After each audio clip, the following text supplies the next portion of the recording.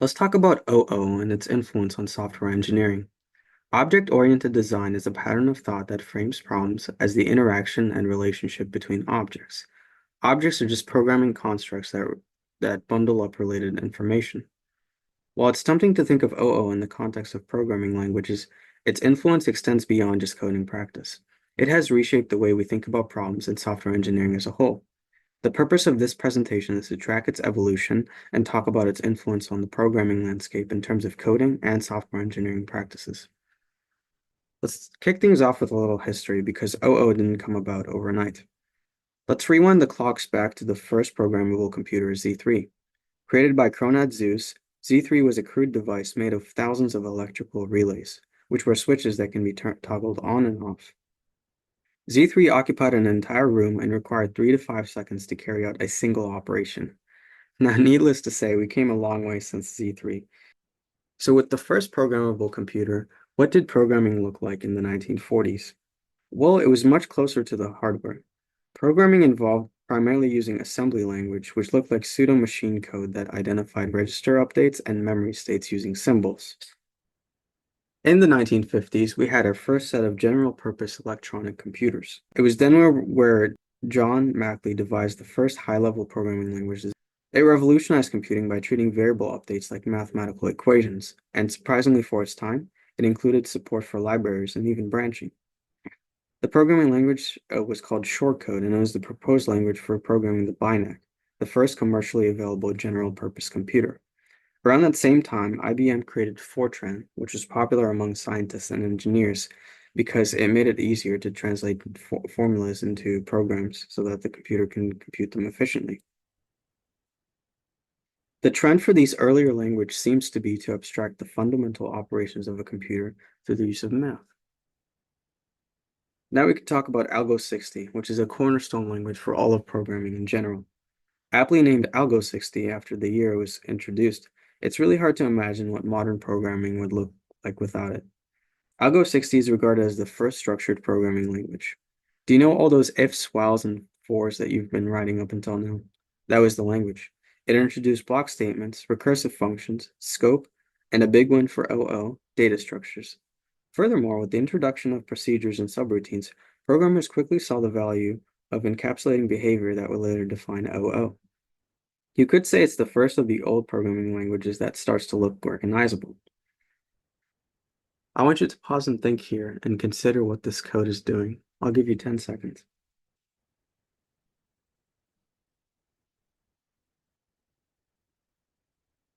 Ready? So the first statement reads in a number from the user representing the length of an array. We then proceed to read in the consecutive numbers up until the length of the array, and a nested for loop does a bubble sort on the array. In the if statement, we have a conditional operation that checks to see if two values, if one is greater than the other, and then we do the characteristic swap of bubble sort. Towards the end, for all the elements in the array, we display them, followed by a new line character, so that the array is sorted. We can now talk about the first OO language. Many people seem to think it's Java, but it's in fact Simula, which came out in the 1960s. It's here where we can talk about concepts of classes, attributes, mutators, and accessors. Simula also introduced the idea of inheritance, whereby a subclass takes from the qualities of its parent. And with those object attributes, Simula also had the notion of access control, which can be analogized to Java's visibility modifiers. By this, I mean private, public, protected, and so on. Simula was a foundational language for the modern OO languages that would take after it. On the topic, in the 1970s, it's here where our familiar languages started popping up, like Java, C++, and Python. Most of you are pretty familiar with these languages, so I'll just go over some notable highlights. With Java, we had interfaces which allowed developers to consolidate code because the objects that implemented them had an obligation to define all the methods in the interfaces. C++ allowed for operation overloading, which allowed higher level abstractions of simple methods like plus or minus. Python's dynamic typing in the self operator lets you create expressive private fields, like for example, creating fields on the fly or using the dot operator to access or modify a field. So why did we go over this? Well, I really wanted to hammer in the layer of abstraction that each era went through. To start things off, computers started off as being programmable by the binaries. We then abstracted away the binaries to consider equations, functions, and now we can talk about the more higher level thinking about programming, which are the objects, components, and methodology. And with that, we can talk about OO. What does it mean for something to be in the OO paradigm? In general, there are four pillars: inheritance, encapsulation, abstraction, and polymorphism. When we talk about inheritance, we mean creating designs that centralize common behaviors and having components that extend the core functionality or introduce variations. Encapsulation, on the other hand, means treating information as an isolated component. The third principle, abstraction, means simplifying complex systems by blackboxing. We don't care about the actual implementation, we just need to know that it works following certain preconditions. And lastly, we have polymorphism. We should expect the behavior of a program to be different based on the component that's used to run it. So we've learned a lot about software engineering over the past couple of weeks. How can these principles be applied to it? Enter object-oriented analysis and design, or OAD for short. This is exactly what the name suggests. We are applying OO principles to software engineering. To utilize this approach, we first need a system for our software to run on top of.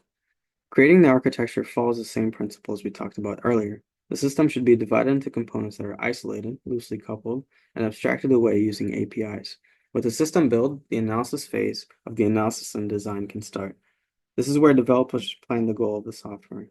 The design element is the process where the developers plan the classes and interactions that go along with the software problems encountered. Questions like methods, visibility, and inheritance are raised during this process. Oftentimes, objects take on the identity of a real-life noun, like employees for a company management tool or a shopping cart for an online shopping solution.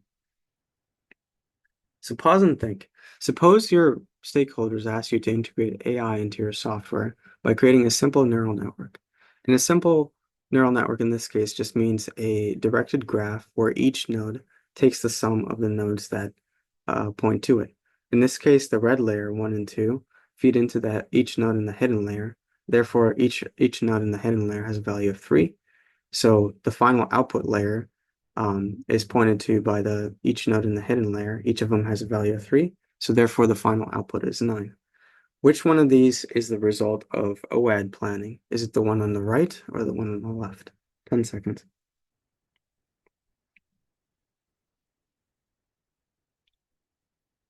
Ready?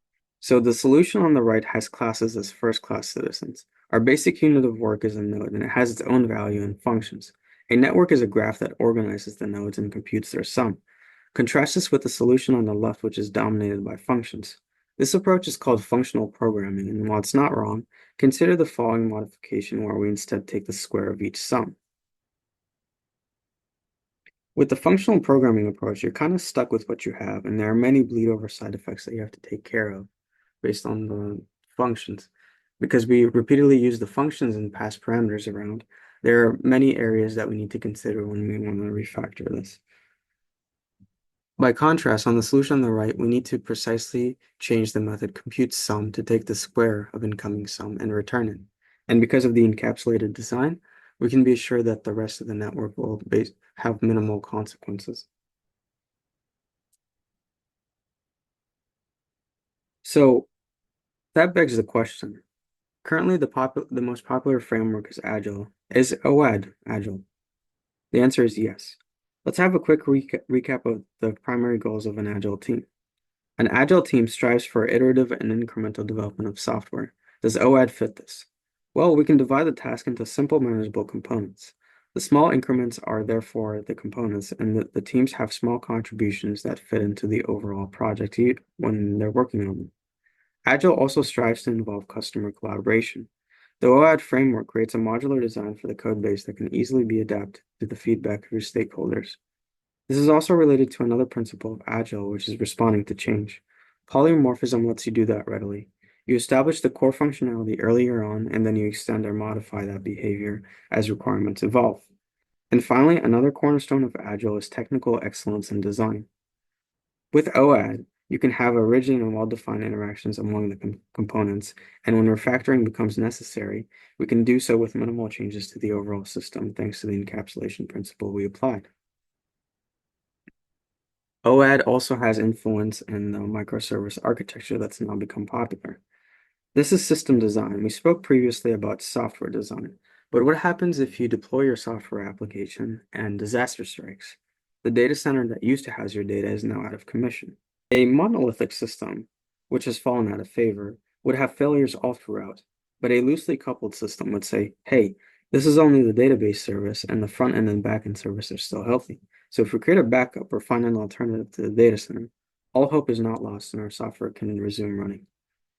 This is known as a system's fault tolerance, and reducing this was one of the key reasons for the success of AWS and the cloud in general. In other words, dividing your system into a microservice architecture is incredibly valuable. It benefits from scalability.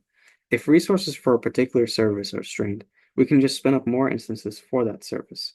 This is known as load balancing, where resources shrink or expand to meet the consumption. Microservice architecture is also embraced fully by Docker, Kubernetes, and other container providers. A pain point among developers in software engineering is it works on my machine, but not yours. Containers are a solution to that. We use the principle of encapsulation to bundle up software and all of its dependencies into a lightweight virtual machine. That way, containers run on top of the host operating system. So as long as an instance can be spun up, the environment of the developer doesn't really matter anymore. But if you recall, different components of software communicate on different ports. So how can we have a backend ping the database for information, for example? The answer?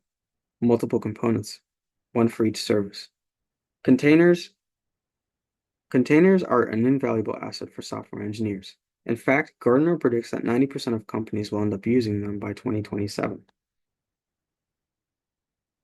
There are other OO practices that have accidentally found their way into software engineering. An example of this is the singleton pattern, where a single instance of an object serves as a global point of contact.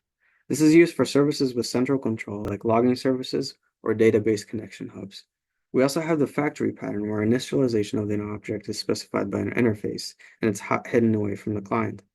This complements conditional rendering of the UI elements found in the program based on the operating system. And as a last example, though there are more, we have the observer pattern, where change is reflected by a signal. This can be found in thread pools where threads are slept and awoken by a signal, indicating that there's more work to be done. In conclusion, OO is powerful, and it's not just a coding style. It's a way of thinking that can be extended to software engineering and methodologies. We talked about how OAD is used by developers to simplify complex systems, its alignment with Agile, and the architecture and patterns that inspired. Consider OO the next time you tackle a complex problem.